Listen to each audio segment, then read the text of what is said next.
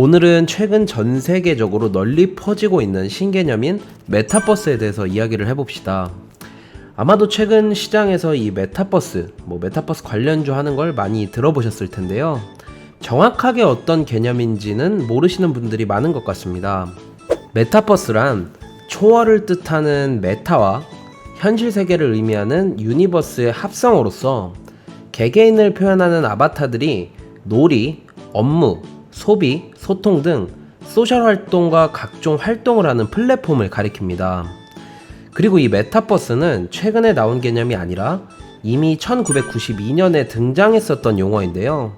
시간이 흘러서 그 이후에 2003년에 비슷한 개념인 세컨드 라이프라는 게 출시되었었지만 인기를 끌지 못하면서 조용히 사라졌었습니다. 아마 80에서 90년대생 분들은 대부분 싸이월드의 미니홈피라는 걸 이용하셨을 텐데요.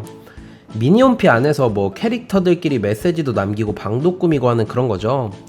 그런데 어느 순간부터 해당 서비스가 사라졌는데 그 이유는 바로 급격하게 스마트폰 산업과 소셜 플랫폼 산업이 발달하면서 굳이 이 미니홈피 같은 가상 공간에서까지 커뮤니케이션을 할 필요가 없어졌기 때문입니다.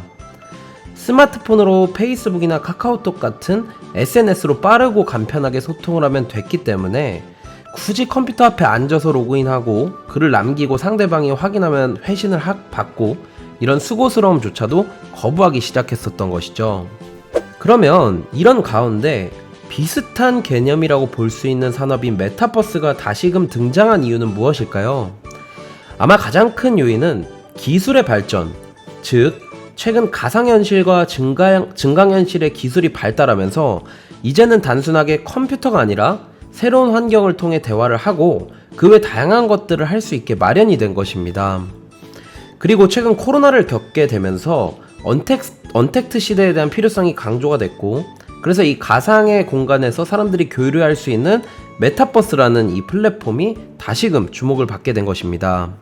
특히 작년에는 우리가 좀 더 실제적으로 체감을 할 수가 있었는데요. 글로벌 대표 아이돌인 BTS가 신곡 다이너마이트를 발표하면서 이 메타버스를 활용했고, 블랙핑크 역시 가상 팬사인회라는 것을 열면서 이목을 끌었었죠. 이에 더해서 가장 최근에는 대학교 입학식이나 신입사원 연수, 대통령 선거운동, 가상 부동산 등 사회 및 경제 분야에서 다양하게 활용이 되고 있습니다. 당장 조 바이든 미국 대통령도 지난 대선 당시 닌텐도 게임인 동물의 숲에서 아바타를 통해 선거 유세를 펼쳤었고, 가상 부동산 거래 사이트인 어스2의 경우 지구를 그대로 복제하여 가상세계 내부의 부동산을 판매하는데, 최근에 비트코인 가격의 상승과 함께 가상세계의 부동산 가격도 상승할 것이다 라는 기대감에 많은 사람들이 참여하고 있다고 합니다. 그렇다면 이 메타버스는 단순하게 기술의 발전 때문에 이렇게 커지는 걸까요? 그렇지 않습니다. 이 시장이 커지는 데는 기술의 발전뿐만 아니라 여러 가지 부가적인 요소들이 있는데요. 크게는 3가지 정도로 요약을 해볼 수가 있습니다. 첫 번째는 글로벌 기업들이 이 시장을 잡고 주도적으로 키우고 있기 때문입니다. 사실 국내에서는 네이버의 제페토가 유명하지만 이 메타버스를 적극적으로 활용한 기업은 바로 우리가 잘 아는 마이크로소프트와 페이스북입니다. 먼저 페이스북의 경우 2014년에 VR 업체인 오큘러스 인수를 시작으로 2016년에는 소셜 VR이라는 개념을 선보였고, 2017년에는 앞서 언급한 이 소셜 VR을 실제로 구현한 페이스북 스페이스의 베타 버전을 발표하기도 했었습니다. 그리고 현재도 페이스북은 이 VR 게임 제작 업체들을 지속적으로 인수하고 있는데, 가장 최근에는 VR 기술이 접목된 페이스북 호라이즌도 지속적으로 개발을 하면서 메타버스를 다양하게 활용하기 시작했습니다. 이에 질세라 마이크로소프트 역시 해당 영역을 키우고 있는데요. 2017년에는 원격 근무와 협업을 지원하는 마이크로소프트 팀즈를 출시하였고, 가장 최근에는 혼합현실 기기인 홀로렌즈와 협업을 하면서 산업과 의료 등 보다 복잡하고 다양한 환경에서도 메타버스가 가능하게 만들었습니다. 즉 글로벌 빅테크 1, 2등 기업들이 이런 식으로 이 시장을 키우고 있기 때문에 덩달아 메타버스 시장 역시 커지고 있는 것이죠. 그리고 두 번째, 메타버스가 각광받는 이유는 바로 가상 공간을 활용해서 마케팅이 가능하기 때문입니다. 최근 패션이나 쇼핑 업체들은 이 가상 공간을 적극적으로 활용을 하고 있는데요. 대표적인 명품 브랜드인 구찌나 루이비통, 샤넬 같은 회사들은 그동안 모바일 게임이나 아케이드 게임을 활용해 MZ세대에 맞는 마케팅을 펼쳐왔었는데, 그런데 이 영역이 가상 공간으로까지 자연스럽게 옮겨지고 있습니다. 실제로 구찌는 스포츠 게임인 테니스 클래시에서 이 구찌 상품을 출시했을 뿐만 아니라 이 구찌 오픈이라는 테니스 게임도 개최하기도 했었고, 이 나이키나 컨버스 그리고 디즈니 같은 경우 자사의 상점을 제페토에 입점하였으며 패션쇼를 가상 공간에서도 하는 사례가 등장하기까지 했습니다. 이러한 마케팅은 단순 광고로 끝나는 게 아니고 실제 오프라인 판매로도 연결이 되고 있다고 합니다. 그리고 세 번째, 산업 현장에서도 가상 공간 활용이 커지고 있다는 부분인데요.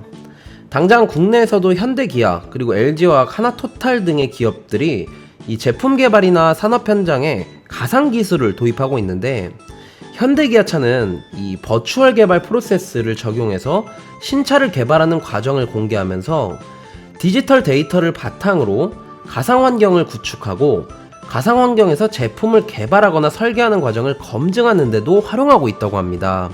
그리고 이 세 가지 이유에 더해서 가장 최근에는 이 블록체인까지 결합을 해서 메타버스 플랫폼을 적극적으로 활용하려고 한다고 하는데요. 대표적인 예로 블록체인 기반의 게임인 디센트럴랜드가 있는데, 이 게임은 가상현실에서 이루어지지만 블록체인 기반의 사상이 접목되어 있습니다. 특히 이 게임 내 거래 내역과 토지 소유권이 블록체인으로 기록돼 위변조가 불가능하고, 토지 거래뿐만 아니라 소셜 활동과 콘텐츠 생산을 통해서 수익을 창출하는 점도 특징이라서 사람들은 가상 공간에서 블록체인에 가까워질 수 있다라는 장점도 있습니다. 그러면 이런 이 좋은 배경들 가운데에서도 과연 이 앞으로 메타버스 산업이 계속 커질 수 있을까? 저희는 이게 궁금한 거잖아요. 제 개인적인 생각은 분명히 그렇게 될 것이다 라고 생각을 합니다.